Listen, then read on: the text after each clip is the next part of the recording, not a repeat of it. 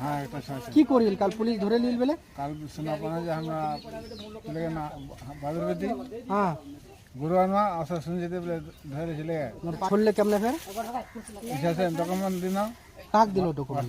মেম্বারটা মেম্বারটা দিল? হ্যাঁ আচ্ছা, মেম্বারটা কার জরিয়ে সে ছড়ালে? মনের জিজ্ঞাসা ছড়ালে সব হোয়াটসঅ্যাপ করে দিলে এটা হচ্ছে হ্যাঁ এখানে বিজেপির ক্ষমতা আছে, সেখানে অত্যাচার চালাচ্ছে। শুধু মানে বাঙালি যে মুসলমান বলে আর হিন্দু বলে না, সবারই ওপরে ওরা অত্যাচার চালাচ্ছে।